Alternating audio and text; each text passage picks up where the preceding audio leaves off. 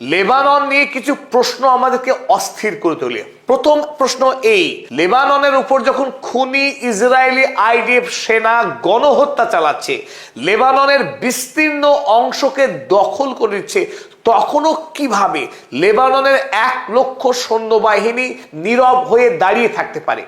লেবাননের সৈন্যবাহিনী তাদের দেশের সার্বভৌমত্ব রক্ষা করবার জন্যে কেন ইসরায়েলের বিরুদ্ধে লড়াই করে না? কেন আইডিএফ সেনার এই আগ্রাসনের প্রতিরোধ করে না? পৃথিবীর এমন তো কোনো দেশ নেই যে দেশের সেনাবাহিনী তাদের মাতৃভূমিকে রক্ষা করবার জন্য লড়াই করে না। লেবাননের 1 লক্ষ সৈন্যবাহিনী থাকা সত্ত্বেও তারা কেন প্রতিরোধ গড়ে তুলছে না ইসরায়েলের বিরুদ্ধে? Number 1 question. আর এখানে আরো একটি বিষয় লুকিয়ে রয়েছে। এই লেবাননকে রক্ষা করবার জন্য যারা প্রাণপণ লড়াই করে যাচ্ছে তারা নিঃসন্দেহে হেজবোল্লাহ গোষ্ঠী। এই হেজবোল্লাহকেই এতদিন ধরে অর্থ এবং অস্ত্র দিয়ে সাহায্য করে এসছে ইরান। তাই ইরানের সাহায্যে যখন লেবাননের হিজবুল্লাহ এই গণহত্যাকারী ইসরায়েল রাষ্ট্রের বিরুদ্ধে রীতিমতো লড়াই করে আসছে, সেই লড়াইয়ে কিন্তু দেশের সেনাবাহিনী কোনোভাবেই অংশগ্রহণ করেনি। সাম্প্রতিক সময়ে ইসরায়েলের হিংসা ব্যাপক মাত্রা ছাড়িয়েছে, আর এই হিংসার বহর এতটাই যে গত 2 মাসেই ইসরায়েল লেবাননের 6,500-এরও অধিক মানুষকে নির্বিচারে খুন করেছে। আপনারা দেখতে পাচ্ছেন ইসরায়েল এই অঞ্চল আগে থেকেই দখল করে রেখেছিল প্যালেস্টাইনের।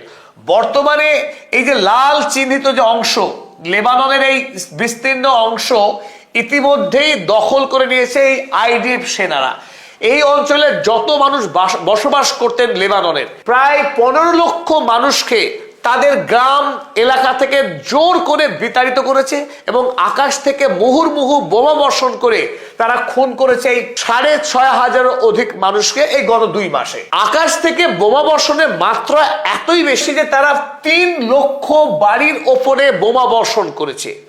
এই গোটা অঞ্চল এখন প্রায় মৃত্যুপুরীতে পরিণত হয়েছে, বসবাসের অযোগ্য হয়েছে। তো লেবাননে এত হিংসার পরেও লেবাননের সৈন্যবাহিনী নির্বিকার। আর এরই মাঝে আমরা একটা বড় নাটক দেখলাম। কেমন?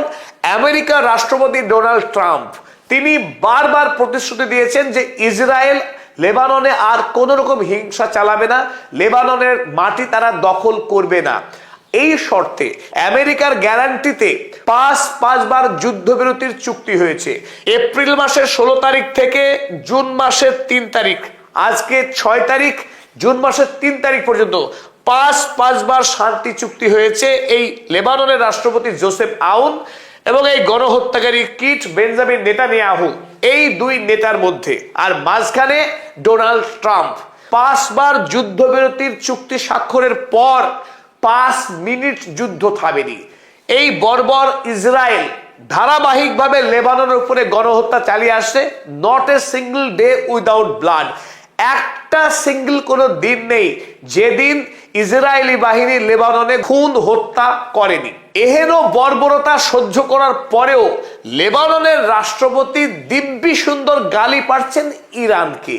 গতকাল আমেরিকার একটি জনপ্রিয় টেলিভিশন চ্যানেল CNN, সেই CNN কে সাক্ষাৎকার দিয়েছে লেবাননের রাষ্ট্রপতি জোসেফ আউন এবং সেই সাক্ষাৎকারে তিনি রীতিমতো ইরানকে অভিযোগ করেছে এই বলে যে ইরান যেন লেবাননকে বলির পাঠা না বানায়। আমেরিকার সঙ্গে ইরানের চুক্তি হবে